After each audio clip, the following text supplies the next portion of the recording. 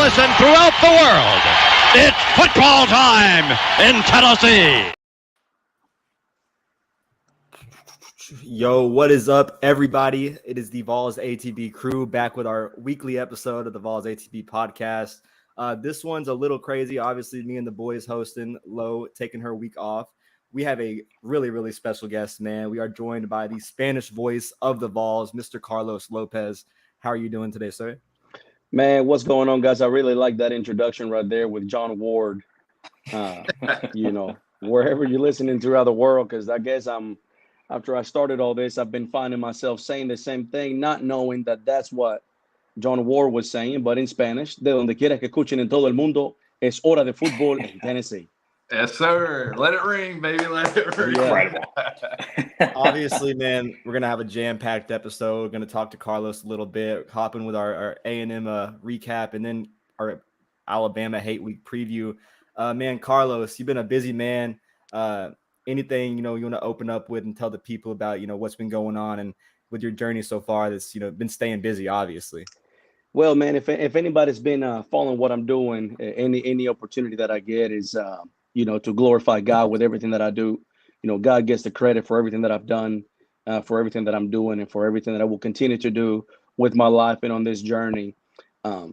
Being here with guys like you that have that same passion and that same energy for Vol football, just like I have, makes it even better. For sure. And speaking about your journey a little bit more, we just kind of wanted to see how you got started. I know you were telling me previously that the Alabama game last year is kind of where it all started. So this is the 1 year anniversary, but tell us how you got to be Vamos Vols. Tell us how you got to be Dale Seis. Tell us all. Absolutely. So that was crazy because last October is, obviously third Saturday of the month, big game, the World Cup. The next month is about to happen.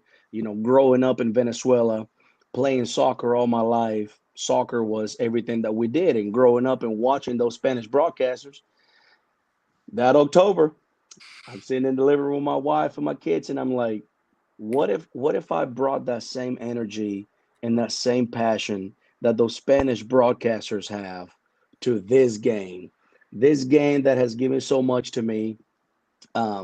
When I migrated from Venezuela at the age of 12, I landed here in Seymour. And Seymour, Tennessee is where I started learning about the game of football.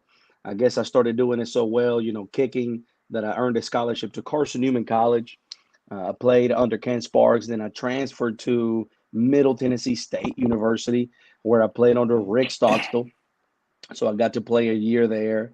And then I had an opportunity to go play in the Arena Football League for the Tampa Bay Storm. Wow. So I've always been around, the football as a kicker and whatnot. But there was this certain class when I took at Middle Tennessee State with Dr. Kobe Jumenville that he had this concept. And I don't know about you guys, but whenever you're in this journey in college, classes are almost like a blur. You just focus on Saturdays. Yes, you're trying to get your grades down and whatnot, but Dr. Juvenile had this concept that was be the best at what matters most. And he would look at my face and he said, Carlos, you got something, but I don't know what it is yet. But you just have to find, what matters to you the most. Everything's already been created. So it's not like you're about to invent something new, but what can you grab that's already been created and make it your own? Come last October, I'm right here and I'm like, wait a minute. Why can I not do a little Spanish narration right now? And that was when Princeton fan was on the 3-yard line. Aquí viene Tennessee, señores. Vamos a ver qué va a hacer Tennessee. La van a correr o la van a pasar. Aquí viene Tennessee. En la yarda 3, 2, 1. Dale 6. Turn me up. It was a 30-second clip that I posted on Twitter. And the next day, I've never experienced this on my phone. I wake up the next day and all my notifications were like 100. And I'm like, what is going on here? Twitter's just blowing up. What is going on here? Where has this been? Inject this into my veins. Dale seis, dale seis más. And then everybody's just like, we want more. So I started doing more. And then Vamos Vols grew. And then we went from the living room to the booth at Neyland Stadium on September 23rd for Hispanic Heritage Month. Man, Carlos, yeah, we talked about it. Like, we were all obviously at the game in Neyland Stadium when Tennessee on Alabama. But like, man, me personally, like the way I feel watching those kind of clips over, luckily I didn't have to watch the CBS broadcast with Gary Danielson, but I think I would much rather prefer your clips and your energy and your content, man. Crazy, like just how overnight it can change, and I think like it's brought like a whole new atmosphere to the Tennessee fan base. That all rounds up, man, going into this football season. Tennessee goes, they have a game against, University of Texas San Antonio. Obviously a big game all around. You get the nod to kind of have your own broadcast after everything, that happened with the Bama game last year. Having this opportunity, take us through how that kind of transpired and, the blessing you got from that. Man, what an amazing opportunity that was, especially to be up there in that booth with VFL Fuad Rivas, and to be with Brian Rice, who's the voice of the Lady Vols, handling the controls. And it just went so smooth. And I brought a buddy of mine who we connected through Twitter to be my spotter. His name is Josh. And what an amazing group we had.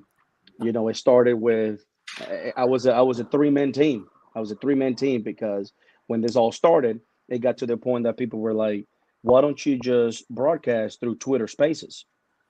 So we did the Orange Bowl, and that was the first game through Twitter Spaces that I ever did in Spanish. And I think I had over like 20,000 listeners through Instagram and TikTok and Facebook Live and all that type of stuff. I had like over 20,000 listeners because one of the things that I knew but didn't really realize was you have people that have come to the University of Tennessee, graduated, and then they go to their prospective states or they go to their prospective countries. And then all of a sudden, I'm getting messages from Puerto Rico. Like, what's going on in Puerto Rico? Oh, this dude came to University of Tennessee, studied culinary. Now he has his own restaurant in Puerto Rico. That's where he's from. And he still wants to be a part of this family because I've been talking about it. At the end of the day, every single person is trying to find a place where they belong.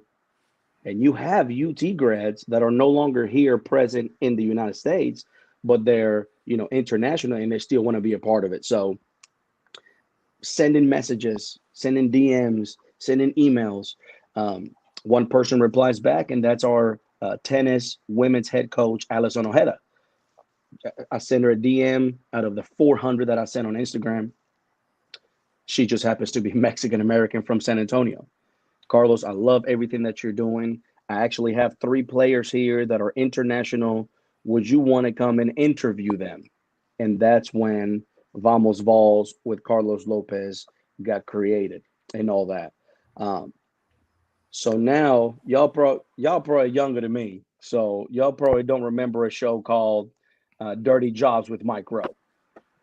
Oh yeah, I remember. Oh that no, show. it is. Okay. That's a great show. That's a good one. That's my go-to. That's my show. So I kind of grabbed that idea of Dirty Jobs with Mike Rowe, and I turned it into athletics, where if anybody's whenever people tune in or listening, if you go to YouTube and you type in Vamos Vols with Carlos Lopez, you will see that I now get to go inside UT athletics of all of our sports that have Spanish speakers, and I get to participate with them. I practice with them. I do what they do. And at the same time, I'm interviewing them in their native language. I don't care about the views. I don't care if I get 1 million subscribers. The only thing that I cared about is when I did that episode with Jada Thomas of our women's soccer team. If you look at that video, you have a family member that said, "Thank you so much for doing this for our baby girl. I love you, Jada." It's a family member. Now you have these girls and these athletes that are grabbing these links and they're sending it home. That way their families can watch them. So it was an amazing opportunity, connection. And then all of a sudden I get an email, is the Vol Network. And we got to meet. Cool, man. I'm over here. My stomach start turning, rambling, man, turning. What's going on? The Vol Network. So I used to be a high school teacher and a high school football coach at Alcoa High School. Winning a school in Tennessee, won 8 straight championships in a row. Vol Network tells me, we love everything that you're doing. We do want to make this happen, but we have a problem. You are a high school teacher and a high school coach. There's an NCAA violation that prohibits us from doing anything with you because it's a recruiting violation. And I was like, you know what, there goes my dream, man. There goes my dream. But, like I say all the time, if God is with you, who can be against you? I took a leap of faith. And I resigned from Alcoa. And then all of a sudden, WATE Channel 6 calls me up and they give me an opportunity. Now I'm a digital anchor with WATE. And I do, Spanish stuff. I do the halftime show with Bo Williams on Channel 6 on Friday Frenzy. And then really about 4 weeks ago, before the UTSA game, the NCAA calls me and the compliance office at the University of Tennessee called me and say, hey, if you can teach 6th, 7th, 8th grade and stay in middle school, you can continue to do what you're doing with UT. So now I am a 7th grade ESL teacher in my hometown of Sevier County. And now what I get to do is extremely important. I get to be around 200 Hispanic kids that do not speak English, and now they're getting to see what I do. Now they've all found me on YouTube. Now they have all found me on Instagram. Now they have all found me on TikTok, all my social medias. And the comments are like, so wait a minute, you're telling me that I can do that too? That's what this was all for. I didn't care about me. I just talked about it today, actually. I don't want to sound arrogant at all whatsoever, but I feel like I already kind of made it. Forget the football stuff. I'm talking about I graduated high school. I graduated college. I have a career as a teacher. Put football out the aspect. Forget the broadcasting. Forget everything. I already made it. I became a United States citizen in 2005. I studied for the test. I passed it. I didn't care about any of that stuff. It was, what can I do for the future of this country? What can I do to put myself in front of something where these kids that are coming over here or going through something similar that I did or that I went through with immigration, a lot of those people feel like they're secondhand citizen. And that's not true. That's not true. We all matter. We all belong. And look what's happening now. Then I took that leap of faith. And when you want to talk about that leap of faith, that was a leap of faith. You're talking 6 weeks freelancing. You're talking 6 weeks freelancing. Man, how am I going to pay this? How am I going to pay that? And all of a sudden, hey, man, we've talked about it with the AD. We've talked it over, blah, blah, blah. September 23rd is the day. Can you build your team? So September 23rd is the day for what? You're going to have your own Spanish broadcast. Boy, I started crying, boy. Man, I appreciate it, man. Let me call you right back. I called Fuad Revez right away because I've met him through Alzheimer's Tennessee. I'm one of the Spanish faces for Alzheimer's Tennessee, and I met him there. And I called Fuad, and I said, Fuad, I just got the call. Do you want to be my commentator? But he didn't even skip. Yes. Yep. And then as soon as I emailed the Vol Network back, they said Brian is going to handle all the controls. We're going to put it through the app, and it's really, I like how they put it on their release. We're going to try this as a test trial to see how it goes because we want to expand to various sports.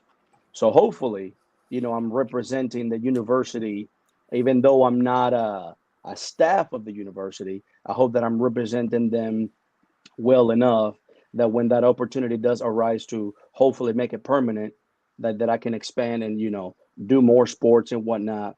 But being up there in that booth, and especially playing against UTSA, now you're talking, I had to do my numbers for the meeting. You got 400,000 Latinos in the state of Tennessee. Okay. You have 12 million Hispanics in the state of Texas. So, the university puts out their release. We're going to see how the reaction happens. And then after the game, I think that you guys have seen what the reaction of the game has turned out. I woke up Saturday morning before going on the Marty and McGee show on the SEC network, and ESPN college football social media have posted me and my plays that I do, and now it's blowing up, and it just goes to show you that people do want this. We just have to go about it the right way. I mean, I don't think it could have, started a better way. First play of the game, Joe Milton off to the left side, 81 yards. Dude, I've been holding that for like the last 5 minutes, but I think this is like already become one of my favorite Vols ATB segments we've ever done. And it's not just about football, like you said, man. Like me personally, I had no idea about your football background and everything from being a teacher and stuff like that. I mean, most people that are, Vols fans are going to have to learn that, but overall, man, like the life that you have lived, everything from coming from immigration to building that up to being a football coach and obviously having to go your way around the NCAA just to, be able to live your dream. The gamble, man, is for sure paying off. I think it's definitely inspiring, like you say, to hundreds and thousands of people. It's gotten to the point that my brother, I have an older brother that he's kind of keeping track of like various social medias on how many views we have. And he's like, hey man, we got close to like 31 million. And I was like, whoa, 31, through various social medias. And, people don't understand how hard it is to go viral on Twitter. And when, I post a video of just D. Williams return for a touchdown against Texas A&M. I posted that the other day. It's got 280,000 views. And it's just that, one of the things that I don't like, that I do want to say here publicly, is that a lot of people talk about Mr. Bob Kessling. I actually got to meet Mr. Bob Kessling. He's the nicest person that I've met. And learning and talking with the Vol Network, as a matter of fact, 15 years ago, Mr. Kessling was talking about, I feel like I want to do something in Spanish.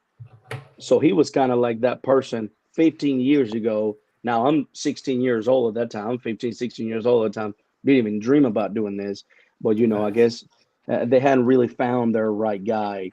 So I do thank Mr. Kessling, because I see a lot of comments, can he replace this? Can he replace this person or whatever? Yes, I've said before, the ESPN announcers and the CBS announcers, they weren't doing it for me because I was watching the game on TV. That's why I started doing this. But then when I turn on the radio and I'm listening to the Vol Network, man, they do such a great job that I'm now on the games that I've been since all this started happening. I'm listening to their broadcast. That way I can learn even more, because I have no background in journalism. I have nothing in this aspect. And I've been called now the trailblazer and the pioneer of Spanish broadcasting. And I still got a lot to learn, and I'm learning it, through Mr. Kessling. So at the end of the day, I'm not here to replace anyone. I'm here to add something great to something already amazing that we have at the University of Tennessee. The admin, what Denny White has done, what Coach Heupel has done, the people that have communicated there at the university. Again, I hope that I'm representing them well enough to hopefully see this thing go through on a more permanent base in the future.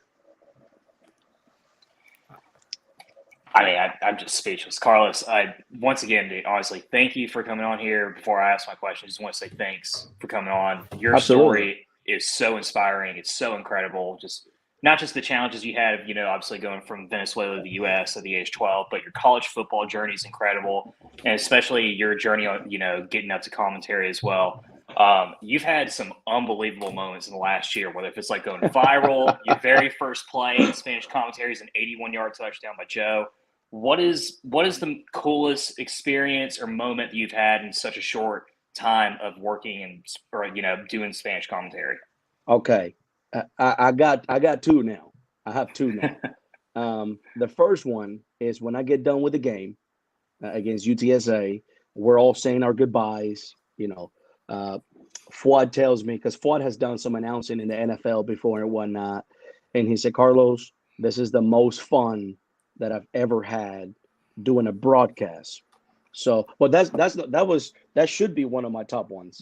But the top one was I get home and my wife, she didn't want to tell me during the game. She didn't want to send me that picture during the game because she knew I'm so weak for my kids, man. If my son swings a bat and he doesn't hit anything, I'm crying. Oh, my son swung a bat. My daughter's a golfer, and anything they do, I'm just weak. So we get done with the game. Everybody's high-fiving, walk down. Everybody's outside wanting to take pictures and whatnot. I call my wife. She's like, hey, I got something for you when you get home. I get to the house, pull in and whatnot, and she shows me a picture. And it's a picture of my son pointing at the TV because we're on the SEC network. The SEC network, after the 81-yard touchdown, they come to the booth and they say, we got to plug into this broadcast because this is too electric. What's going on in here? So in the fourth quarter, they give us a 2.5 minute spot. And now we're on TV and my son is pointing at the TV saying, Papa, Papa, Papa. And I mean, that just, when you see that, at the end of the day, I don't know if you guys are parents or not. And if you're not, I pray that one day you get to experience what I experienced, because I have three things that I say for my life. Anytime that I'm going to make a decision is this going to glorify God? Is this going to glorify my mother? Because I wouldn't be here if it wasn't for her. If you've been keeping up with the stories, she's the reason we're here. And three is this going to embarrass my wife and my son and daughter? And if those answers are no, then that decision is not being made. If that decision is yes, I'm going to do it. Now we got to the point that my daughter's in the 5th grade. Now my daughter has joined her broadcast team at school where they give the announcements in the mornings. So now she's an anchor. She's a weather girl. She does audio, and now she's learning all that stuff. Now my son, as soon as he wakes up in the morning, gets the first thing that he says, Mama balls. He says, Mama balls. So that was the number one. My son pointing at the TV saying, that's Papa on the SEC network. And then number two, I get done with the Marty and McGee show Saturday morning. I feel like it went great. I get an email from ESPN saying the reaction that we've gotten from you just speaking Spanish. I don't know if that was the first time as well that you've had an announcer or a host or a guest just flat out teach a Spanish lesson or start everything in Spanish in the SEC network. I don't know if that's ever happened. I like to find that information, but I'm walking out. Tim Tebow is walking in to do his SEC Nation show, and he says, Carlos, we were watching the segment. You're incredible. And I'm like, Mr. Tebow, first of all, thank you for everything that you do to lead the way for us to talk about our faith. You are that pioneer guy. You kneel down, John 3:16. I said, may I take a picture? He said, absolutely. But before we take a picture, I want to tell you this. My Tim Tebow Foundation team was watching the segment, and I have 5 schools in Guatemala. They have grabbed this segment. They have grabbed your plays from social media, and they have sent it to Guatemala. So now you have kids. You have 5 schools in Guatemala that are watching everything that you're doing up here. And then I said, hey, can we pray together? And then I got to pray for Tim Tebow, man. You're talking about a guy that's not afraid to speak about his faith. I'm not either. And you're grabbing my stuff and you're sending it to your foundation. That way your foundation can share it internationally. So those kids in another country can watch what we're doing up here. It just puts in my head even more. I got to even behave even better now, because all 4 of us right here on this video, we got some sort of Tennessee on. Oh, yeah. Even if we're not a staff of the university, we are representing the university with our actions, if that makes sense. So, for sure. That opportunity right there that I got to talk to Tim Tebow. And then really just to sum it all up with, all those people there, Rogers, Laura, Paul. I met Coach Barnes because I'm getting ready to schedule my next episode with Santiago Vescovi. He's from Uruguay, so it's going to be another Spanish episode there. And they're all telling me they're proud of me for what I've started here in Tennessee. And in my mind, just being an East Tennessee boy, you post something and you just think it's going to stay locally. Oh, it's just going to be for Knoxville people. Or when they announced that, UTSA game's first ever Spanish broadcast for Tennessee history, I'm like, this is going to stay. This is going to stay in Knoxville. It's just my people going to know about it. Nah. Yeah, On3, everybody was on the quote tweets, man. I remember seeing, On3, Rivals, 24/7, all being like, putting out their pieces. I think everyone grasped it, man, and like from what it's already been and like the potential, like you said, trying to make something for the future. I think, obviously that stock is continuing to rise. I'd be surprised if it's not on the horizon, but like, man, like the work, not only is it, a dream come true for you, but the inspiration around it that, a lot of people would not go out of their way to, think about others the way that you do. And that's that moment with Tebow, man, obviously a great human being, wasn't on the field, opposite side of the field for a lot of Vols fans, but the human being that he is and having that kind of moment, it's special, man. And now I get to do something amazing, which is, I think I've already spoken in like 16, 17 schools to ELL programs, English as a language learner programs, where you go in. The Hispanic population is doing nothing but growing here. But what I love the most is that it's not only my Latin American people, it's not only my people, but the people from here, people that are English speakers that are messaging me and say, hey, you've been an inspiration to my son. And my son, is listening to everything that you're doing. And this has been, great for them. The amount of followers that I'm gaining from the West Coast, from Texas, from California. I'm doing more research right now because I got a couple of meetings lined up in the next couple of weeks. You got 15 million Hispanics in California. You have 12 million in Texas. You have 6 million in Arizona. And one of the comments that I saw on the ESPN thing was, well, Texas does this. Well, Oklahoma does this. Texas already has Spanish broadcasts. They do it all season long. Oklahoma has it all season long. This isn't that, but it's a handful. It's a handful. Yes, those universities are doing it, but it's a handful.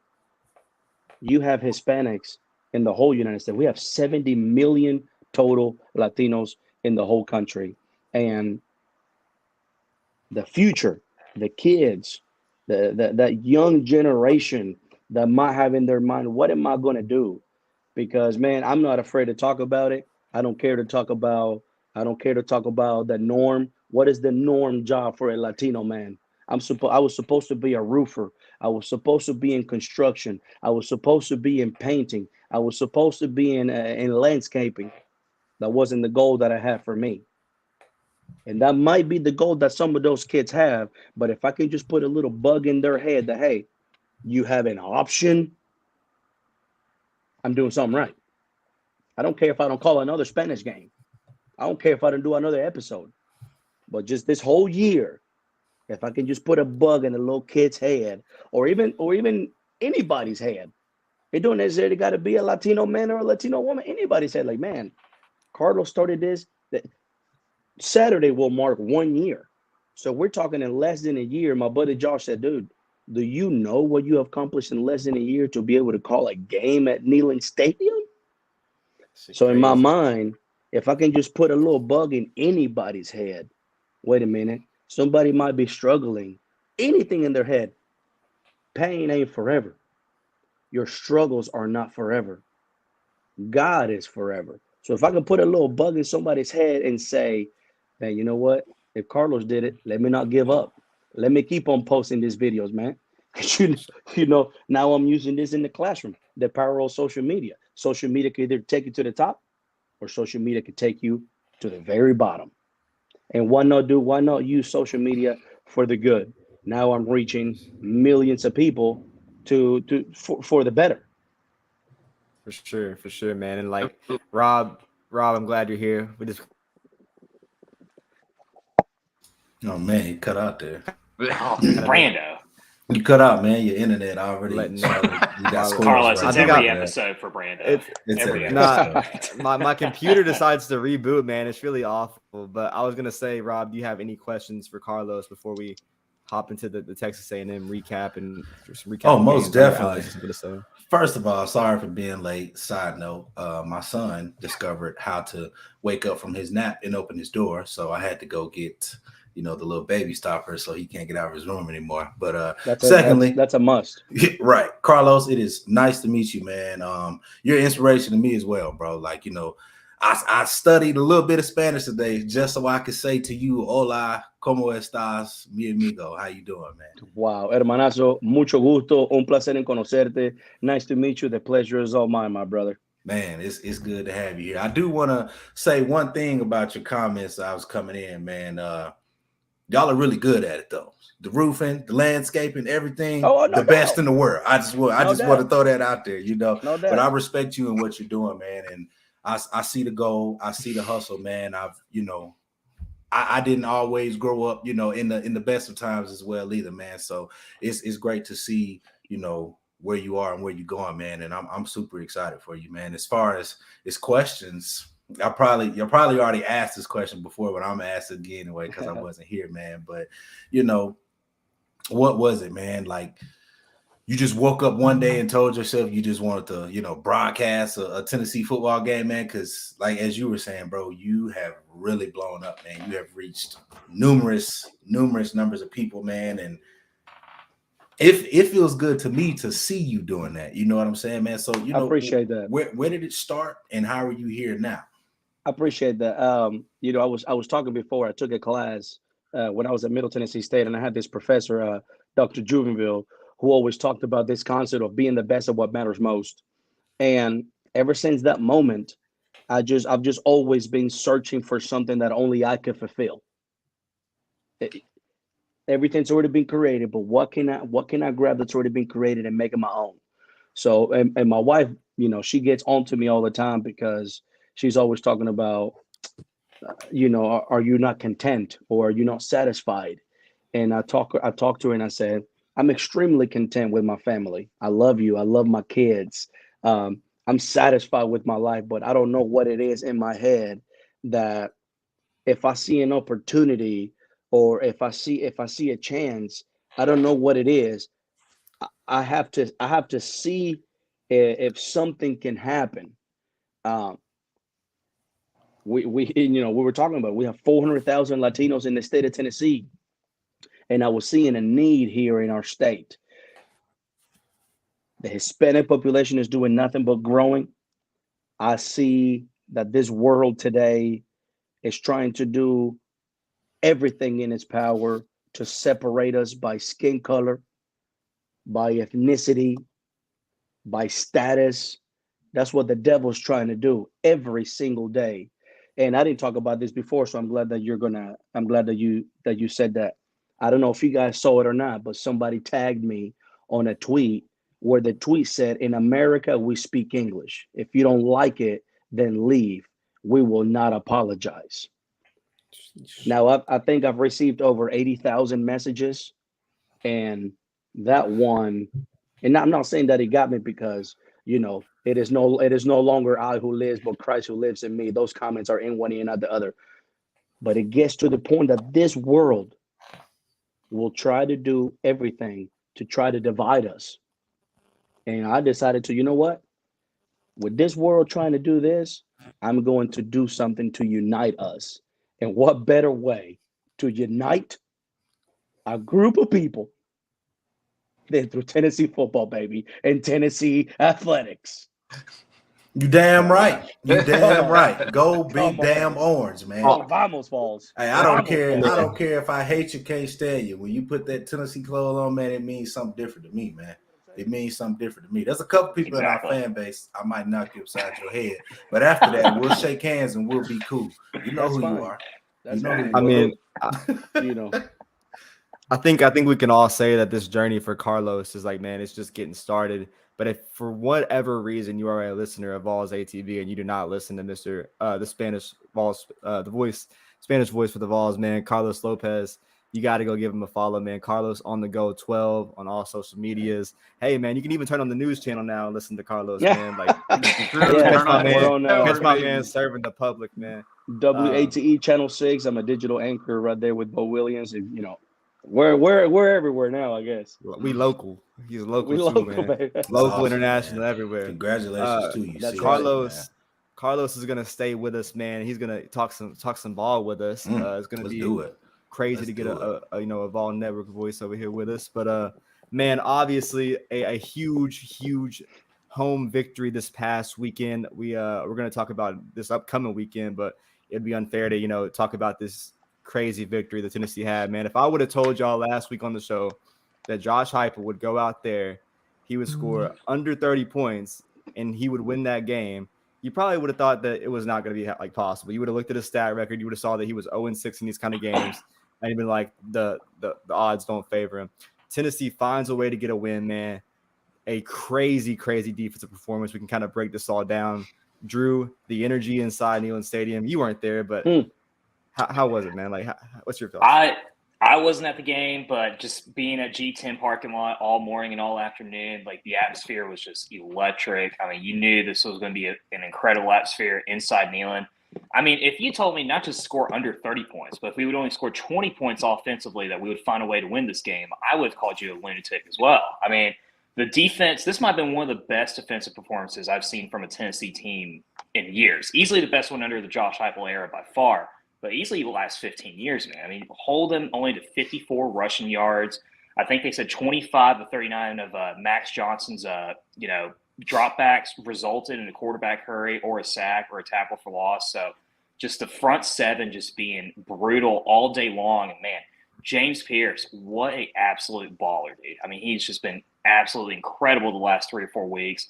And those type of games, those type of performances, even when you cannot get the job done with the ball in the air, those go a really long way for a season. So just to see our defense to be able to stand on their ground and force, not to mention 2 key turnovers in the last 3.5 minutes of the game was huge. I mean, I could have not been happier, at least from the defensive side of the ball, about this game last Saturday. Mr. Alex, what's your thoughts on the Tennessee victory? I'm gonna just echo the same thing, and I will be the first one to stand up and say that I do apologize to Kamal Haddon. He has been playing a lot better football this season. I need to admit that. You and everybody damn else. I apologize for my prior comments. But no, for real, our corners did start locking up a lot more, and front seven. I saw a crazy stat about James Pierce. One, I know it's PFF. Take that for what you will. But he was graded 92.2, which was the highest in the country last week. And he also had a 33% pass rush win rate. So 3 times the quarterback's dropping back, he's getting to him. He's getting to him once. And that's insane, man. How much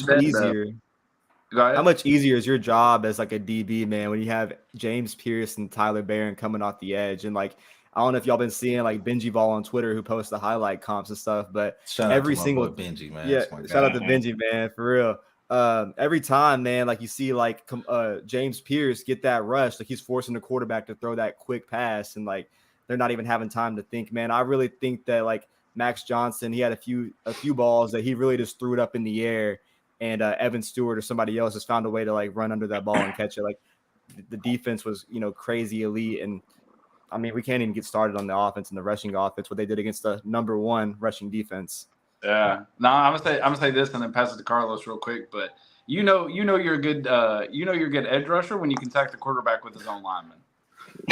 You put somebody's own tackle into somebody's tackle, man. That's crazy, man. That's crazy. But Carlos, what's your take?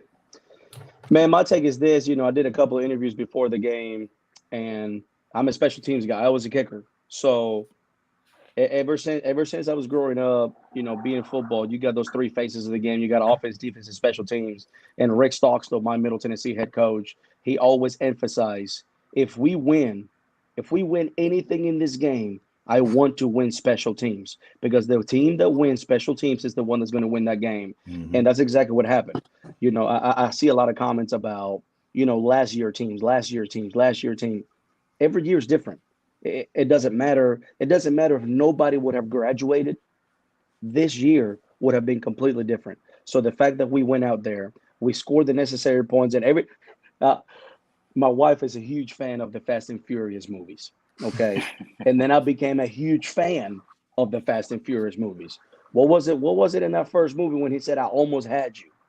What did he say? Man, you win by an inch or by a mile. A win is a win. Exactly. I don't care how we win. I just knew, and we did go inside the game. We were right there, and I, before the game, I was like, hey, this game is going to come down to, because at the end of the day, it was so similar with the offense and the defense. You got Texas A&M's backup quarterback that's, doing a sensational job. This game was going to come down to who is going to win the turnover battle and who's going to win the special teams. Mm-hmm. We had a field goal miss, but then we had a punt return for a touchdown that was super close. A lot of teams don't want to kick to D. Williams, and the team that does kick to D. Williams, they're out of their mind, because look what happens. So I don't know how we forgot, to even mention that, but to begin with, the first few kickoffs, man, D. Williams was letting it go out of bounds. I think the first punt or two, we caught a fair catch. When I saw that ball and D was at the 50, man, I just quote Neyland Stadium, it erupted. I've never, we were all just waiting on something. It erupted. The people next to me were jumping, the people to my left, to my right, everyone's going crazy. Getting on Twitter after that, seeing all the different POVs, if it was, in section N or PP at the top, everyone was just going crazy, man. I think that's literally, it was crazy. D. Williams, obviously, not only that, but then he clocks the punt at the one before that. Special teams, like Carlos said, it's really underrated. But to have a coach like Mike Eckler, man, that has told us that D. Williams is a fart in the skillet, to have those guys. I'm just gonna have this right here. Think about that first game against Virginia when Ross was punting, right? Oh yeah, and everyone was dogging him, and everybody was dogging him. And then guess what happened against Texas A&M? He had that beauty at the 1 yard line, and then now his highlights are everywhere. Mm-hmm. So exactly. I love being a part of special teams. I love being a kicker. I feel like I had a great career, all the schools that I was at, and even in the Arena Football League. But we're either the most hated or the most loved on the team, and it's showing. Another thing that I wanted to mention was you could definitely see the change in Cooper Mays being back in the lineup. At the end of the day, a football game is also going to be won in the trenches. Mm-hmm. and that's just fact. And with him being in the lineup and that leadership that he has and that communication that he has with his teams, it's been huge. I agree. Yeah, I agree. Yeah. Well, y'all know what time it is. We coming my way. Let's do it. Carlos, put your seatbelt on. I'm starting with the offense. Listen. All right, guys, check this out. I say it every week. I'm gonna say it again, man. This offense is not the same offense we had last year, guys. All right, get it out your head, get it over it. It's not going to be that, okay? Hendon Hooker had the best season a quarterback has ever had at the University of Tennessee, and they still lost 2 games, guys. Thank you. You're not understanding that, okay? They still lost 2 games after what Hendon Hooker did last season, all right? Joe Milton is not Hendon Hooker. Joe Milton is who Joe Milton is. Deal with it. Shut up. Get behind hype. Get behind the quarterback, support the team, and just watch them play football and enjoy it. Instead of finding something to complain about and cry about like y'all do every Saturday, enjoy watching your team play. Since when did it become a problem that defense can win football games? When did it become a problem? Because Hype's offense has put up 40 points a game. Now all of a sudden he can't win a defensive game? Shut up. It's going to happen. Look at the Pittsburgh game last year. It's gonna happen, guys. It's going to happen.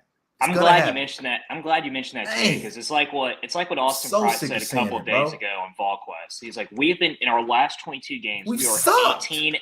18-4 in our last 22 games. If you told any of us 3 years ago, 4 years ago, after losing to Vanderbilt by 25, losing to Georgia State on the road, that we would go on this run and be consistently a top 15 team now, anyone would have taken that. And we're still finding ways to complain about it. So, This team is completely different. We got the best running back room in college football, in my opinion. We got a top 10 defense. It's not the same identity, but it's enough to win football games. And we're 5-1. I mean, it's all you can ask. And if you want to talk about somebody, talk about the doggone wide receivers. How about we get some separation, and how about we catch the doggone football and help our quarterback out? How about we do that since we just want to blame Joe Milton for everything? I'm so sick of seeing it every week, man. I'm tired of it, man. I'm sick of it. Shut up about Joe. It is one offensive unit, okay? Everybody is one. It is 11 men on both sides of the ball. Everybody has a job. If one person does not do their job, it will mess up the entire play.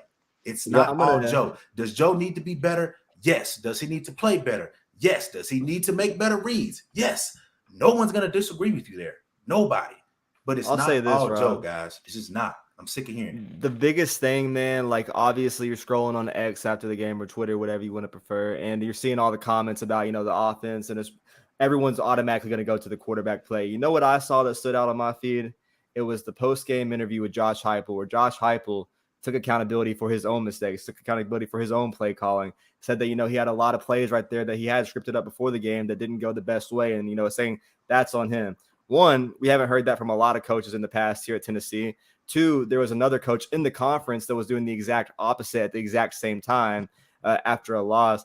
And to see that accountability, obviously, man, I think we all agree that, like, what you're going to get is what you're going to get at the quarterback position. We had 5 or 7 plays where, you know, you have the chance to be elite. You have the chance to take advantage of it. And what happened? Like, you literally have the ball and it goes the other way. Like, it just flies out of your hand, man. We had a PI there in the end zone where Ramel Keaton tried to redeem himself, and he has a hand in his face. You have the guy with Chaz Nimrod trying to, you know, come back for his catch. He's getting grabbed. I think there's, you know, obviously the way you play fast, like Josh Heupel does it a great way, man. You play to the next play. You forget about the last play. You're playing in the present. And I think that's what you saw them do, man. And, like, they didn't get their confidence hurt. If they didn't convert on 4th down, they didn't go out there and get negative, man. They kept the positive demeanor. And I know a lot of people were pissed about that. But to see that in the end, they came out with the win. And, dude, the rushing offense was just absolutely insane. I think a lot of us thought the screen pass would be something that we saw majorly. And I think it was really, you know, Jalen Wright and Jabari Small getting going. The double teams on the offensive line, like Carlos said, Cooper Mays and Ollie Lane just pushing guys, man, and opening holes that, you know, we wouldn't have thought that would have been open against such an elite defensive line. That's the best roster that we're probably going to play all year talent-wise, man. They might not have the coaching, but, like, player talent-wise, they're a top 5, you know, roster in the country. Went out there, played, you know, they're not 5. SEC. They like 2. Yeah, they're not 5. Yeah, 2 or 3. They're like number 2. Elite SEC football, man, and, like, getting, you know, a win like that in the dirt, like, you know, I think it built a lot of confidence, man. You can go out there and believe in the game plan, and this is what it is, man. I thought the running game was great. The offensive line was great. The communication can definitely be a lot better, and I think the scripts that, you know, are written up are going to, you know, be able to be adjusted and, you know, have some corrections. It's a lot of pressure, man, going out there and getting into that kind of game when you have a script for a certain situation, and then you're in a dogfight, man. You won that fight. You're 5-1. Obviously, we want that one loss back, but, like, look at the conference. Look where you're doing right now. It's absolutely insane when you're turning on your TV Saturday night after a 2:30 game and you're seeing what's going on in the SEC. I mean, Vanderbilt put up 20 points on the Dog, boy. If you haven't learned already from the Kamal Haddon situation, you're never gonna learn. Everyone crapped on Kamal Haddon, and the guy is literally a top 10 cornerback in the country right now. Everyone's crapping on Joe Milton. I'm not saying this is gonna happen, but if he comes out and throws for 300 yards, 4 touchdowns, and Tennessee somehow pulls off upset against Alabama, shut up. Don't try to praise him there. Oh, I knew Joe Milton always had it. No, you didn't. No, you didn't. Shut up. We got bookmarks, we got screenshots, we got everything. Don't delete it. Keep it there. When Joe starts playing good, don't tweet about it, because I got screenshots for every last one of y'all. If we can see the defense we saw, like, the last 2 weeks, man, against South Carolina and A&M, and we see, like, the script that, you know, works to perfection, like we did the opening drive against Florida when he just flicked his wrist to Squirrel. Like, if you can get going, you get confidence in that guy, you're not going to have a perfect game. Like, we know what to expect, but I'm saying if you get those 5 or 7 elite plays of the game where you're connecting that deep ball, or you get that huge chunk play, or you get that special teams turnover, you're going to put yourself in a way better position to win. And, you know, I don't think it's, you know, going to come down to, like, plays, but like Cooper Mays, Josh Heupel, all week they've been saying the communication aspect of this offensive, like, scheme is going to be so important. whether it's been, last year, playing at South Carolina or having to go to the Swamp, you get in that road environment. The whole stadium is not going to be quiet for you when you're on offense. They're out to get you. And I think from last year, man, we went and, obviously the streak that we broke, these guys, they're hungry. I think it's going to be a crazy hostile environment for a 2:30 game. I have a question, and Brando. What's that, bro? Do you know how many yards Tennessee put up against South Carolina last year at South Carolina? Do you have any idea? I'm going to say it was like over 400. The offense was moving. 500 plus yards. Okay. So listen, guys, the road environment was not a problem at South Carolina. Okay. They just got beat and couldn't stop a nosebleed. They put up 500 yards on offense and scored over 30 points. They weren't shook by the crowd. Georgia, they were shook. Yes. You got to avoid the 3rd and 15s, game, man. Like the 3rd and 15s, the 3rd and 20s. Like I know, but I don't think it was the crowd at South Carolina. South Carolina was just there. They were just ready to play. And they beat Tennessee on a night where Tennessee didn't have the A game. And that's okay. It happens. But Georgia is, in my opinion, is the one game where I just felt like they just couldn't figure it out because of the crowd.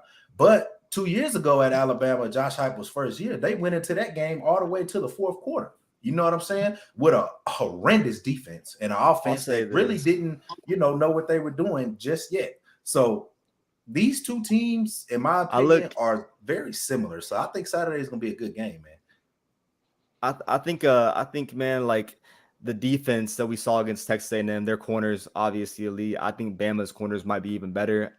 It's going to be like a similar matchup. But I think the splits, man, I think the splits in this game are going to come out to be a problem. I think if you saw last year's game, the way Heupel was able to run free, how Bama keeps that one safety at the top, they're kind of forced to play a lot of man. And I think, you got to have someone break free, whether they get to catch the ball or not. Like, you got to take advantage of those big plays. But it's going to be, it's not going to be any easier for the offense, whether you're scoring points, running the ball, or trying to pass the ball. It's going to be a there real is test. A week for Tennessee to get the passing game figured out. It would be Saturday because good and well Nick Saban is playing man-to-man 85% Saturday.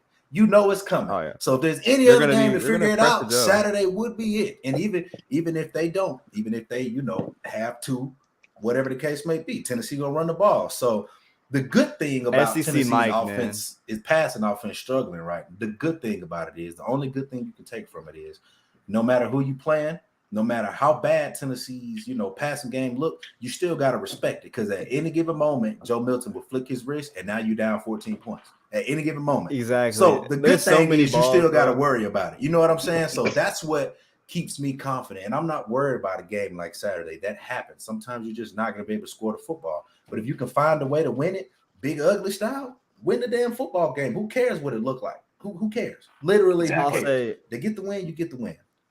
The SEC Mike stat that came out.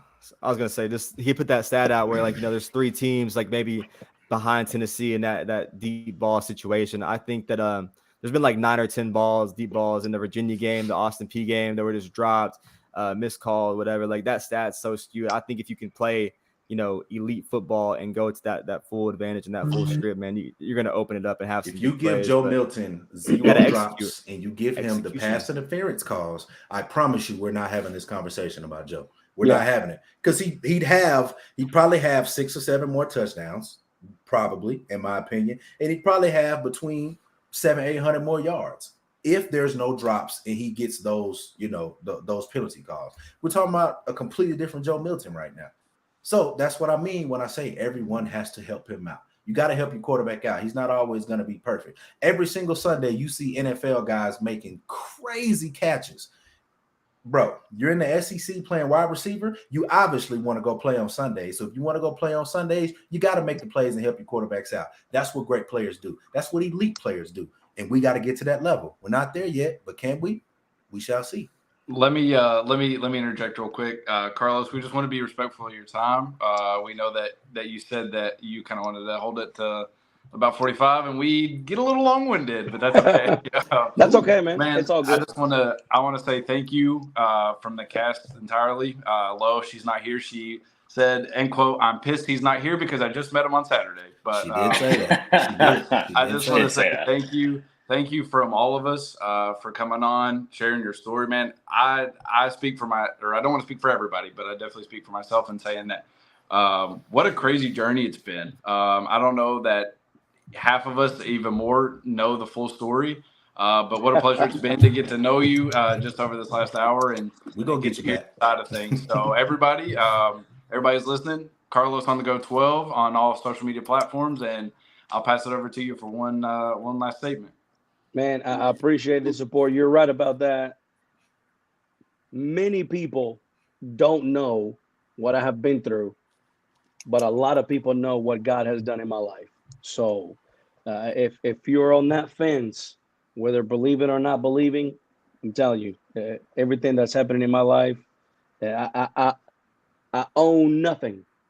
I own nothing. So I appreciate you from the bottom of my heart for the support, and especially, not being Spanish speakers, but seeing and feeling the passion that I have for a school that I graduated from, where I earned a master's degree in world language education so that I could come back to schools and teach the future. I appreciate you seeing that. I did get to meet Lo. She was super nice, and I got to meet her boyfriend as well. So I wish her all the best. And, one day you will get to hear the full story of what I've been through, but it'll be on an even bigger stage. I promise you that. Amen. It will be. Amen. Love it. Yes, sir. Love yes, it. Sir. Well, I hey, hope for you all one have a last great time night, tonight, Hey, for we one last appreciate time it, tonight, man. Vamos Seriously. Vols and Thank you. Dale Seis. Vamos, balls. Hey, I'm gonna Take give it you a easy, follow guys. soon, man. Appreciate it. I'll You follow take back. care. Take it easy, guys. Yes, sir. Hey, that was honestly, I'm gonna say this. I was excited to have him on, and he still blew every expectation I had for him out of the water. Like that Facts. was incredible, especially with the bringing up the World Cup, which I'm glad he brought that up because you're sitting there watching that. What is it? France play Argentina. I have no idea what's going on, but those commentators get you on the edge of your seat, like, "Hey, you They two really do. locked They in." really do. I was like, They do. I was sitting there pulling for Mbappe, like I've been like a French fan forever. I don't know. I was like, "Dang, I'm turning up." My favorite But, part is when they call a goal. It's goal for 10 minutes, bro. Electric. It's amazing, bro. Electric. It's amazing. It Crazy. is. So, Man, It's dope. that was this so much weekend- fun to have him on. Yeah, This man. I hate I weekend, missed the first 30 minutes of it. I'm glad I got to talk to him for a You little good, minute. bro? You good? Rob, I was gonna What's up, show brother? Rob before, like, got a little package. The GOAT, our good friend over at the show, Juice Davis, hitting me with the Vols for Life by Chris Ooh. Treese, signed Okay. edition. Real one. Real Yeah, one. for real. So not only that, but obviously the Shout big out, weekend, man. I had to come prepared. I think everybody, when they're knowing this game, like, if it goes in your favor, you're lighting up one of these boys. Got the little 5-pack. Man, you know I got him downstairs. Boy hooked me up right, man. Like, No, I a got legend him. of Tennessee. Like I said, Brando, you can ship me one. I'll send you my address tonight after last year. So Rob, do you know what I did to forgot. Drew last year?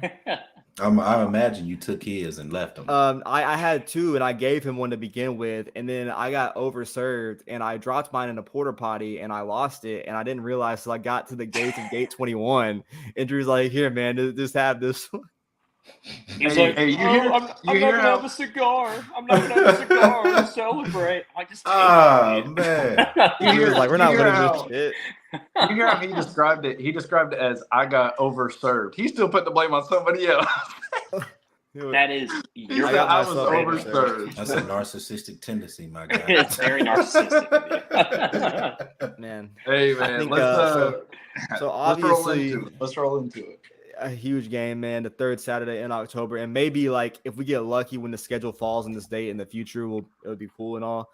But it's very likely that this might be like the last time that we play BAMA on the third Saturday of October, with how, like, everything's going. Maybe the NCAA and the SEC will help us out with the scheduling and stuff. But, like, I mean, everything just kind of seems at, like, all for all, the way the conference is going to 9 games, and it's just all kind of messed up. This is a huge one, man. Obviously winning last year, going into Tuscaloosa, I think it's been 1982, 1983 since Tennessee went back to back like that in that kind of term where they're 5-1. 03, 04. Yeah, 03 and 04, I think we won Tuscaloosa and Neyland. So yeah, but, like, they were like 5-1 or whatever. Both teams 5-1, kind of playing for a thing. It was some tweet I saw. Just Right. the overall meaning of it, man. Like, coming off this win in Neyland, they're trying to get their get back. And I don't know if y'all saw, but Jermaine Burton, of all people, on his Instagram story, saying never forget how how happy they were after 1 year or one win in 16 years. Like, I think we have like a lot of proof in this game to kind of change this whole scheme of this. He posted rivalry. that the other day. Yeah, he posted it on his Instagram story, bro. No fake Photoshop, nothing. He really posted that. I didn't see that. They got Jalen Milroe talking about, we don't care about their Russian defense. We're just gonna go out there and have fun. I know that quote was kind of skewered and all, but I'm still taking it to the bulletin board, man. I don't care. Jermaine Burton slapped a female last year. I don't want to hear anything on camera. he has to On say, camera. bro. On camera, too. Milroe, I love Milroe, man. So say whatever, man. Like, it's a football game. But Burton, you don't get to talk, man. You slapped a female and got no punishment, bro. I don't want to hear nothing Burton got to say. Nothing. No. Hey, chill out. He was scared. He was scared for his life. I bet he was scared. He was scared. It's not like I was in his face or anything. It was a freaking sorority girl. Like, come on. Yeah, man. and it's not like he had pads and helmet. See, the thing is like Milroe is saying like he doesn't really care that he's going to have fun because he knows he's going to get sacked about 6 or 7 times on Saturday. I mean, he gets sacked 5 or 6 times every single game anyway, so it's not going to make a difference. I think we're all expecting that, but I love that Josh Heupel, like the way he talked about him, he was, the elite offensive line that Bama has, and I think Tennessee's biggest advantage in this game is the defensive line versus offensive line play. So obviously, the biggest advantage is for Tennessee because they have a true freshman lining up at tackle. And James Pierce has blown up every true freshman, true sophomore, true junior, true senior, 6-year senior, 8-year. So he has blown every last one of them up. And Caden Proctor is slow and he cannot move his feet. I'm going to tell you right now. I'm going to tell you right now. It is going to be a highlight Saturday where James Pierce blows past him and he is still in his stance. And Jalen Milroe going to take a hit. Mark it. Book it, bro, record it, whatever you want to do. I be watching those highlights and I got to rewind because I'm like, did he like hop off sides? Nah, bro. His get off is just. Bro, he literally slapped Max Johnson in the shoulder Saturday and knocked him down. I don't even know how Max Johnson got that pass off, but he just slapped him in the shoulder and his body just folded. I don't know how he threw the ball, but dude, you know how much strength you got to have to do that? You got to have a lot of strength to smack somebody in the shoulder with 45 pounds worth of equipment or however much it weighs, and then they just fall, bro. Like, James Pierce is on a different level. And shout out to On 3 for that last surge of making him a 5-star because clearly he was the 5-star that On 3 thought he was. He's definitely a 5-star by far. But you guys do realize that Alabama's offensive line is statistically worse than South Carolina's, right? They're worse than South Carolina's. Like everyone thought that South Carolina was going to be the worst offensive line we face all year. They allow half a sack less than Alabama does. Alabama nearly allows 4.5 sacks a game. But here's what worries me, though. And that was the USF. Let me tell you something, bro. This is what worries me, man. I know what we're seeing with Alabama. I know what we're seeing. Everyone's seeing it. But this game Saturday night means way much more than every other game they've played all season. It means way more. This game right here is a game that Alabama does not want to lose. And they're probably going to have their best performance Saturday. If I had to just throw my marbles in the jacket, they're going to have their best performance Saturday. Jalen Milroe is going to look like freaking Bryce Young somehow Saturday. The question is, can you limit those big plays and find a way to win? I don't know. But so I think it can be done, man. If like what I'm worried about is like, the safety of, Tyler Barron and James Pierce, because that Bama offensive line, if they can't stop them, they're going to be choking them and they're going to be no call. Like we're playing in Tuscaloosa. Oh yeah. Let's not forget no call Saturday. Let's not forget like 2 years ago when Hendon Hooker literally lost teeth and got hit in his neck. Like no one caught anything like that, bro. Yeah. I remember whenever we lined up and we were moving on offense and they called a false start and the fucking Gary Danielson watched it, or no, it was on ESPN. They're like, nobody moved. Like no one moved. Like I think you can expect that. I'm glad it's a 2:30 than a night game, just because. Now that it was 2 years ago, if you go back and watch the video, he moved. He moved. It was very slight and very subtle, but he moved. He moved. If you go back and watch the video, he did move. Now in hindsight, in the moment, no, he didn't freaking move. No, he didn't. That was a BS call. But if you go back and watch it, he moved. It was the right call. What the thing that's bailed out, like. Kamal Haddon himself has been, elite all year, but the benefits that Gabe Judy Lawley and Danico have had, since Danico's been back, just from James Pierce and Tyler Barron getting across the edge. He's not even playing much either. Yeah, exactly. Gabe Judy Lawley and Kamal Haddon's not coming off the field. I mean, I think Danico Slaughter had like 10 snaps Saturday. Yeah. Gabe is and a shout out to Austin Price. Austin Price called this way back when Gabe Drew the Ladder guy. He said, "I'm telling you, Gabe Drew the Ladder will help this team win football games in the fall." And that's exactly what he's been doing every single Saturday, man. And he's keeping Slaughter on the sideline, who is a really, really good corner. So I'm not mad at it. My biggest thing is we've been able to benefit that and, use the edge rushers to make quick passes and stuff. Yeah. That'll be crazy to see how one, Milroe can take advantage of it. But two, when you do break that edge and Milroe is able to use his feet, this is probably the most agile quarterback or the most agile quarterback we played all year. That speed, everyone knows the first play he did against Arkansas when he had his breaking out game, he can go 60, 70 yards. This guy is elite. He has all the tools. He just really hasn't put them together yet. And he's had a lot of mental things. I don't think he's at 100% right now. I don't think, a lot of people do, but it'll be interesting to see the way, is he able to break free, or is James Pierce and, Tyler Barron, et cetera, and the defensive line able to create negative plays? And I think the negative plays will be key. I know it's not likely to think about, a low scoring game, but this might be one of those games where what we saw last week, but playing on the road. And I think we just have to capitalize, man. We had so many chances to execute, and then golly, won this game, but execution is going to be critical. Execution and communication is just minimum. Tennessee left 28 points on the board Saturday, minimum. So I mean, think about it. If you somehow find a way to score those 28 points, the score is what? 48-13, man. That's what it is. You know what I mean? But in the red zone, they've struggled. We know it. But if they can just, they're gonna get to the red zone. There's not anyone that's gonna stop Tennessee from going 20-20. You're just not gonna be able to do that. They're gonna go 20-20. When they get to the red zone, they've got to score. And that's where Hendon Hooker excelled, because you knew Tennessee was going to get in the end zone when they got to the 20-yard line. This team's struggling a little bit, but Josh Heupel's at the realm. I'm not worried about it. It's going to get fixed, guys. Secondly, I'll say this one more time, and I'm going to let it go. You're not paying a guy $8 million to sit on the bench, all right? Nico is not ready, guys. You don't want to put Nico in behind this. No disrespect to the offensive line.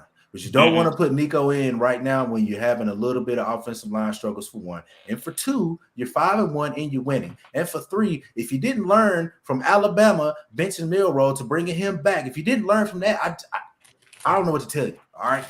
Tennessee is not going to go in that direction anytime soon. We can see it and we know it.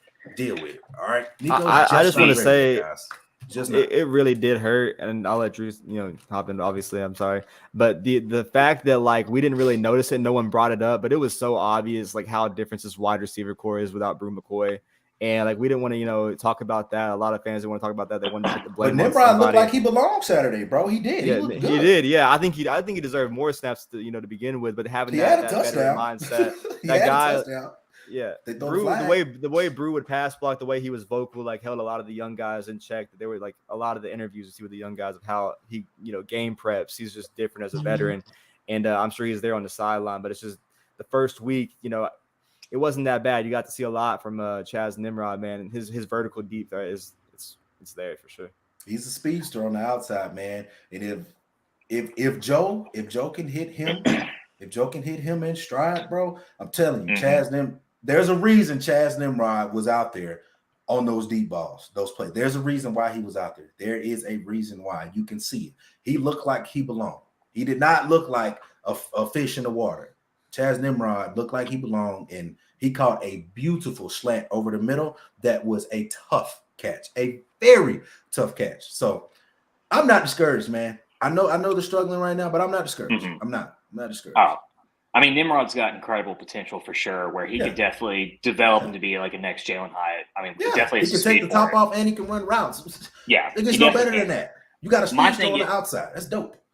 My thing is for Saturday, it's just you're going to see plenty of people on Twitter or X or whatever the hell you want to call it, complain about Joe and things like this. But the reality of it is, the one group offensively that needs to step up is our wide receiver room more than anything else.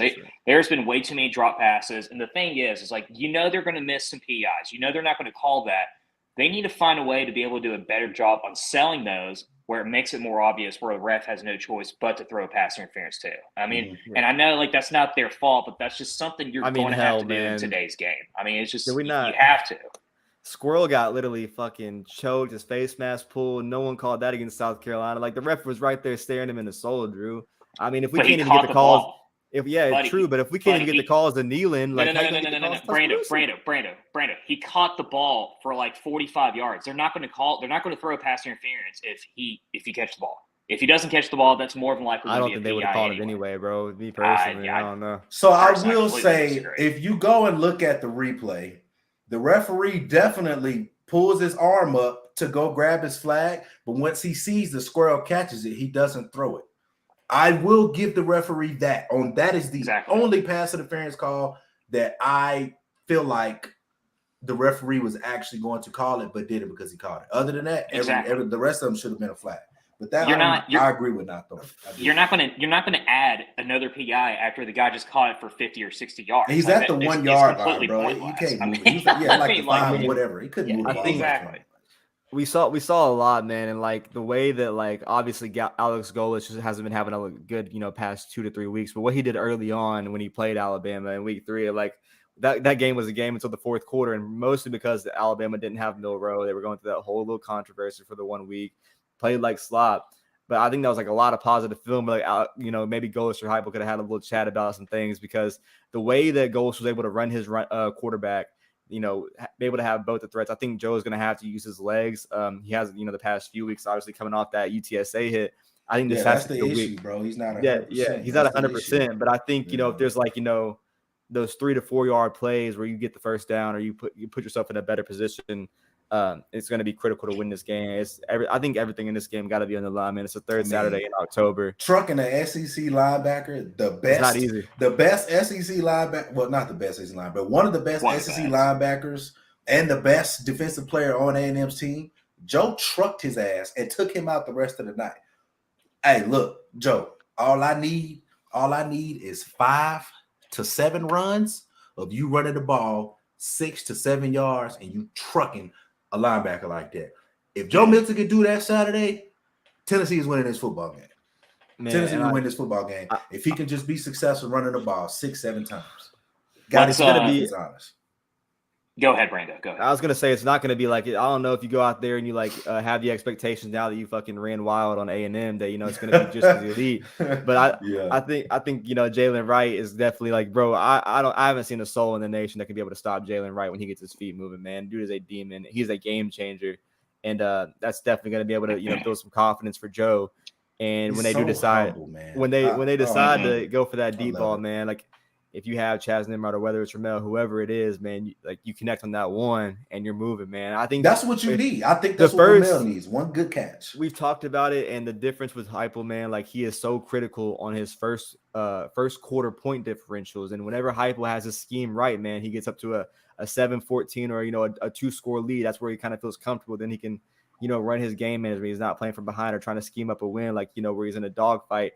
If you get Heupel comfortable, and you have Milton have some confidence on 1 or 2 deep plays, man. Like, yeah, he's going to miss a lot of balls, or not a lot, but his fair share of balls.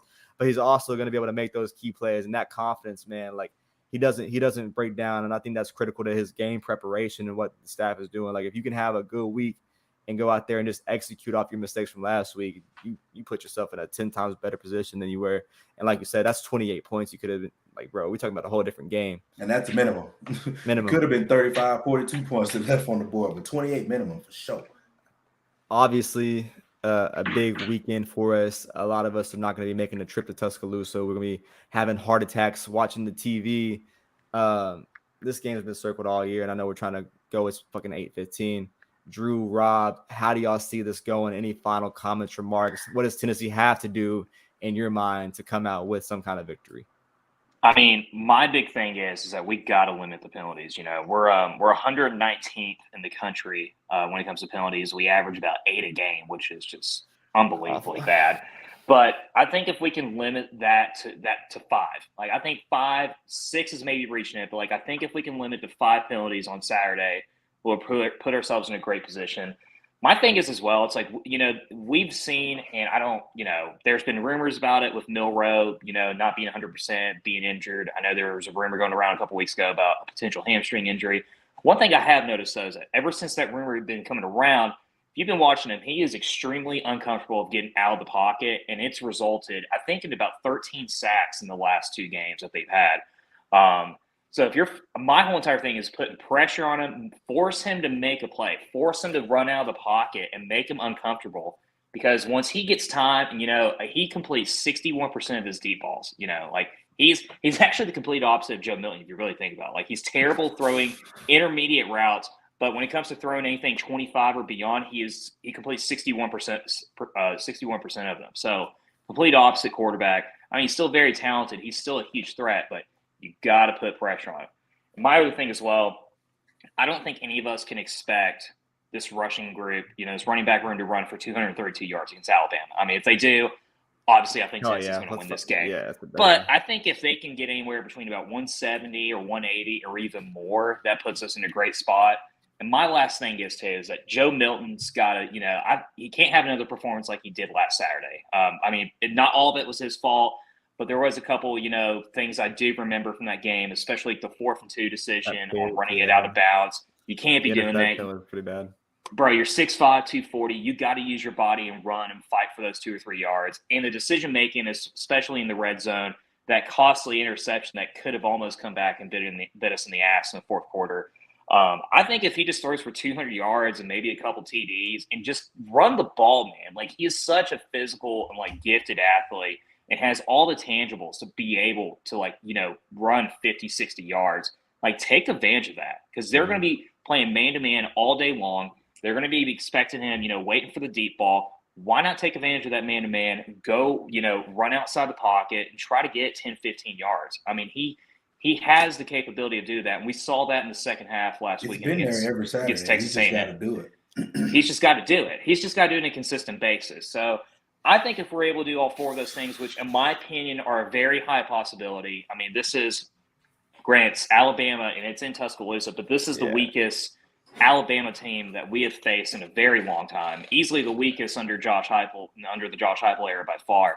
But I think if you can hit all 4 of those, man, I got Tennessee 27-17. If you give me the Tim Banks from the last 2 games against South Carolina and A&M, and you fix those mistakes where they own up to their mistakes in that Florida game, they realize that what they did in the first half compared to the second half in that game was completely differential, and you give me some changes on offense, I have some confidence that Tennessee goes in there and finds a way to win. Obviously, the hostile environment, the penalties, the crowd noise is going to be a crazy game. Thank God it's a little 2:30 game for us. But I truly think that Heupel took a lot of blame himself for the red zone, for the scheme. What he did draw up. As he should have, because they were. Yeah, I mean, that second, awful. Second and 15, and we're running the ball after just getting stopped and swallowed. It was really cool. We get to the red zone. We're passing the football. It didn't put. We didn't put. What? We didn't put Joe. That's why Alabama lost to us last year. Passing the football, getting down the field. Man, if we put in that situation to take advantage of the things, make little mistakes, put Joe in a better position, it has to only get better. I don't think it can get worse than what we saw last week, and we still won that game. You talk about going into somebody's house. This is probably one of the biggest away games that you would want to win. It's definitely going to be critical. The edge rusher is going to be critical. I think if you can have that and force Milroe to throw the little short passes that he's not as good at, you have a chance to make some turnover plays. And can you talk about silencing that play or that crowd from a turnover on defense or a special teams touchdown? That confidence will be insane. The momentum will be insane. And I think Tennessee, they need that 1 or 2 plays after after that, everyone's locked in, everyone's ready to go. You got the sideline warriors. This team has swagger. They just got to find it. They got to lock in.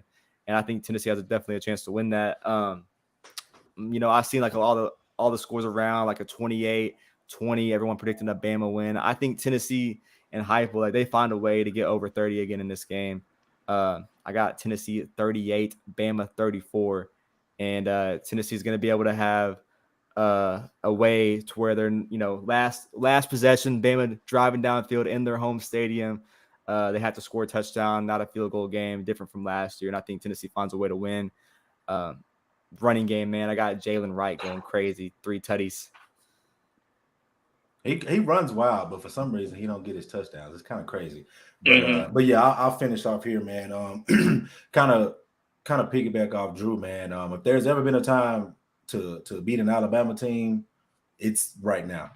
Last year was not the time to beat Alabama. It wasn't. They had a god roster, and somehow Tennessee pulled it off. Darnell Wright, Hendon Will Hooker. Anderson, you know what I'm saying? Yeah. But Hendon Hooker played his doggone game, man. You know, so if there's ever been a time to beat Alabama, it would be right now. This is, in my opinion, probably the second worst team Nick Saban has had since he's been there. Year one, that was his first worst team. And right now in year, 16, 17, whatever, this is his second worst team. And this team is still really, really freaking good. All right. So I'm not going to pick Tennessee to win this football game. They're going to have to show me that they can go win it. I do think that, you know, they look a little bit better in the passing game. I think, you know, they clean some things up. You know, I do. But until this team shows me that they can play on the road in a hostile environment against the most talented roster in the country, and there's not Nick Saban on the sideline, I'm not going to pick Tennessee to win this game. I'm just not going to. I'll take Alabama. Fair. I'll take Alabama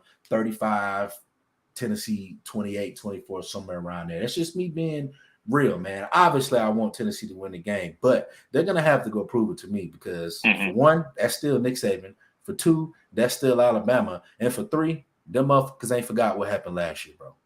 They ain't forgot what happened last year. So this is gonna be their best game of the freaking season. It really is. And this game means a lot to the people in the state of Alabama, man. But Tennessee, please prove me wrong. Please. I beg you to prove me wrong. Because I've been talking cash on Facebook this week to them Bama fans. Sure. Cash. So I think it's gonna be a lot more orange in Bryant-Denny than in the past recent years, man. Like I think a lot of people. It ain't. You don't think so? I think not a lot on of this one. I don't. No, they not selling their tickets for this game. You crazy? What did Georgia do last year when we walked up in there undefeated? They went crazy. You had every single Georgia fan on Twitter saying, "Do not sell your tickets to Tennessee fans. This is going to be a home game. I don't want to see no orange." You think Alabama ain't doing the same doggone thing? You're not finna see a lot of orange Saturday, bro. We got like two sections and that's it. You're not gonna see a whole lot of orange Saturday. Bama finna bring it. They finna bring it. They remember last year. Alex had to go, but he said his final prediction would be 35-31 Vols as well. Dude, it's gonna be a crazy one, man. Because I'm glad it's at 2:30, not having to wait all day. But man, having to listen to fucking Gary Danielson, man.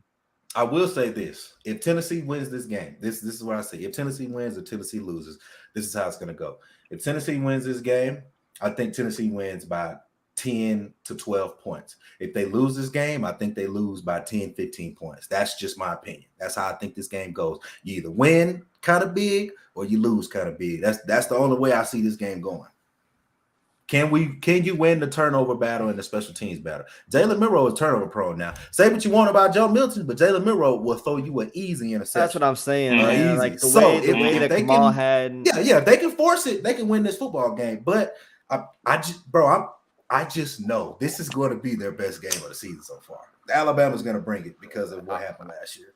And it's Tennessee. They don't lose to Tennessee in their minds. It's kind of like us with Kentucky. We don't lose to Kentucky. We win every once in a while, but we don't lose to Kentucky. It's kind of the same thing in Bama, just being real. I think both teams, like their last two games, wouldn't show for it, like in the scoreboard, but they're both probably playing their best football and like having their best like on the field like ways. Like Tennessee, Josh Heupel, this is statistically his worst offense, but he has the number one rushing offense in the fucking SEC, number one in Power 5. Air raid offense. It's crazy, Brenda.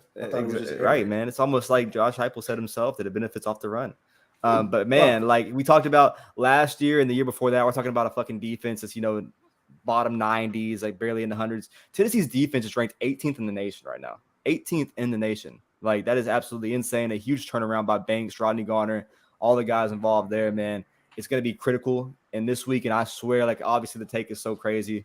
Everyone says it. But if Tennessee can match the defense even slightly or even half of what the defense is playing with the offense, they have a great chance to go anywhere and win that game. I think it comes down to communication and obviously the penalties, like Drew said. Do not put yourself in a 3rd and 15 position when you could have had like 1st and 5 or 1st and 10. Like, go out there, execute, do all the intangibles right. And I think Heupel is going to preach that. You go out there and you might be able to light a cigar in Bryant-Denny. And, man, the get back, man, would be crazy. My last thing I will say is this. It sounds crazy, but I'm going to say it. Honestly, I'm not really – I ain't even going to really trip if Tennessee's on 3rd and 15. You know why? Because Jalen Wright is averaging almost 10 yards a carry right now. And if Jalen Wright can get you 12 yards on a 3rd and 15 – go for it. You know what I'm saying? And he's gonna get you 12 yards. He's just going to. I mean, they had a 3rd and 20 Saturday, and my man ran 18 yards. Like, I mean, I'm just saying, bro. Like 30 and 15 ain't gonna really scare me if Jalen Wright's on the field. If Jabari's on the field or D-Sap's on the field, I might be like, oh, what we doing here? But if Jalen Wright's on the field, I ain't too worried about 30-15 because I know he's gonna pick up 12. You know what I'm saying? Exactly. So we'll see. But that's all I got to say, man. Drew, final score prediction. All right, I think it's going to be 27-17 Vols.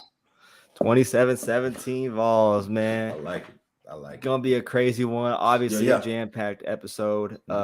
Joined by the Spanish voice of the Vols, Carlos Lopez. We do this every week, every Wednesday, 7 p.m. Central, 8 p.m. Eastern, here on the Vols ATB podcast on Twitter. You can find it social media on Spotify, Apple Music, YouTube, all your ways. Huge game, man. Huge Saturday, the biggest one. As Joshy Boy said, man, it's our birthright. It gets this way going. It what makes you a Tennessee fan. Looking forward to this game. And either way, win, lose, we're gonna have a lot to talk about next weekend. Yes, sir. Boys, it's gonna be a crazy one. I hope we pull it off. I hope the Vols come out victorious. But I will always know that Dixieland Delight is a song about Tennessee. I'll see y'all next Wednesday. Let's go get this W. Till then, good night. Big damn Orange, man. Y'all have a good week. Go fucking Vols. We'll see y'all.